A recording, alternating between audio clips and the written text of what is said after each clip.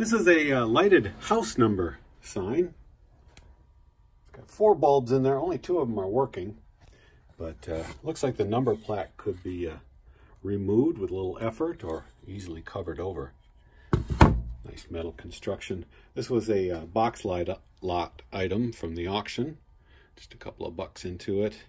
And I priced it up there, and I got a kind of a low ball offer. I countered and back and forth a couple of times. Finally settled on, I finished up with $50 and didn't hear back from them.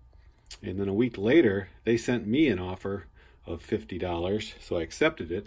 And then they take 4 days to pay for some reason.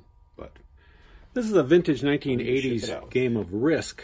I've had this for quite a while. Actually, you can kind of tell when I first listed it. I've just put it in a large game box. This is a pretty old style of Priority Mail game box. In any case, this one is real complete. I've got a couple of these for sale, and I was trying to determine which one they bought without getting too deep into it. So I'm studying everything. I finally pulled out the other one, and it's a completely different, even though it's the same year, completely different inside box layout. And I've had this so long that I was willing to take any offer for it, even though I've sold these vintage Risk games for $50 or more. These 2 have now sat for years. So I took a $20 offer on this one. Container for a Jack LaLanne juicer. I found the juicer in a death pile from about 3 years ago, and it was in pretty bad shape, so I decided to part it out. Just a couple of parts were usable, including this, and it sold for $20 in just a couple days. Professionally built 1965 Dodge Coronet. You can tell they're professional when the detail, especially like the chrome trim, has all been done up.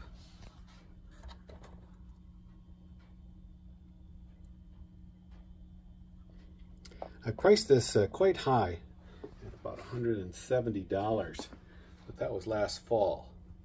And last night I took a $100 offer for this. I'm starting to figure out pricing on these models. I still have a bunch of them left to be listed, and I'm going to get busy on that with the Christmas season coming. Again, this is a 1964 Dodge Coronet, professionally built. This is a Motorola handheld microphone. Through research, I found out that it's known as a potato mic. Perhaps it's the shape, I'm not sure. But I picked this up at the electronics auction I was at a few weeks ago. And this actually came with, I bought the whole table because nobody else was bidding on it. So I got it for a couple of dollars, and it included a couple of these mics and, well, quite an assortment of electronic stuff that I'm still getting around to listing. This has been up for a couple of weeks, and it sold for $20. This is an HO scale kit of the Burt River Mine. That's what this kit is called.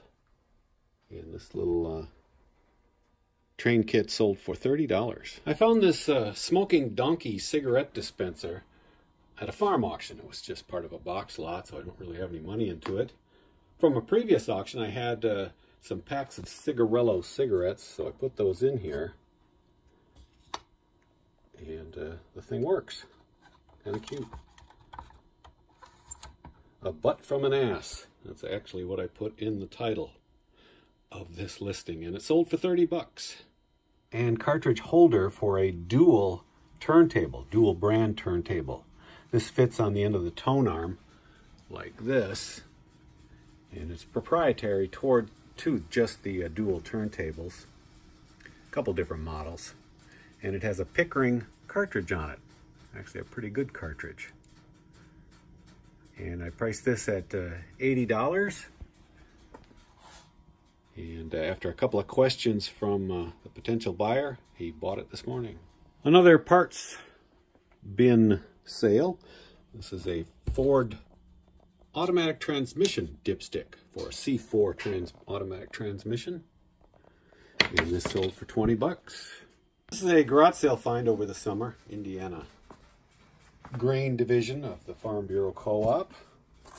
Kind of worn out a little bit, but I figured somebody might recognize this and think it has some value. But after most of the year, it just sat at $20, and I took a $10 offer yesterday. And trying out these new, these are mechanics gloves. These actually have touch sensitive finger, or you can use them on touch sensitive devices like your iPhone on the screen. But I'm constantly getting little nicks and cuts on my hands. And then a few days ago, I did this with a box cutter. It slipped. Oh man, that was close. Ended up not being that deep. But you might want to try these. Hydro again are hyper tough. I got these at Walmart for less than 10 bucks. And they sure allow you to handle the boxes and knives and things with a lot more protection. Train book, this one covering the Soo Line Railroad. Illustrated book. And I took a best offer of $20 on this after it sat at $30 for probably about 6 months. This is a nice, not often found in white. And although it's got a little split in the coil cord, and it's just a raw wire end on the wire, I still priced it at $50, and after about a month, it sold. These vintage Christmas ornaments just came in a box lot from a farm auction a couple of weeks ago. 7 of them are indented baubles. That's what research told me they were, and the rest are just plain or gold and turquoise. Nice old box that they came in, and I was able to sell this for $30. Hodge lot of small tape reels. There's 3 still brand new in this box.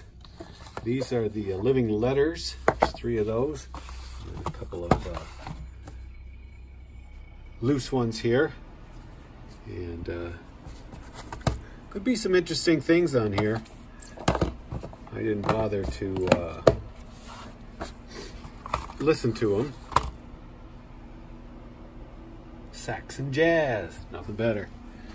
In any case, these tapes sold for $20. This pair of bronze swan-shaped bookends came in a box lot from an auction, and they don't bring a lot of money. I priced them at $25, and after a month I took a best offer of $20. It's a first printing of a 1959 Boy Scout handbook, Norman Rockwell designed cover.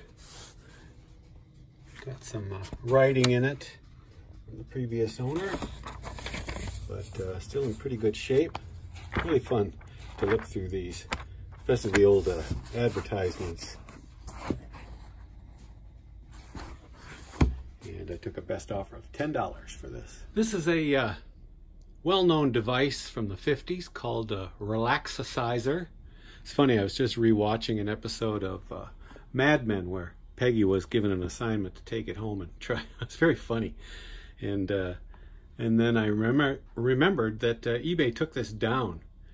And so what I did is I listed just the tube that these come with. Apparently this is also an audio tube that can be used in radio broadcasting and other applications.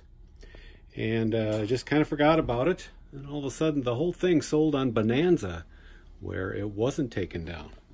Came with all the pads and straps and everything. If you're unfamiliar with this, it generates an electric charge through these pads that you wear, and it was supposed to stimulate weight loss. Didn't actually work, but women soon found that it relaxed them. And I was able to sell this for $80. Haven't sold one of these for a while. This is a converter, converts digital over-the-air signals to an analog signal that your old TV can accept. And although the box is beat up, it's pretty much a new item. And this sold for $25, and it's going to Puerto Rico. This is a 1942 Ford pickup made by the Danbury Mint Company.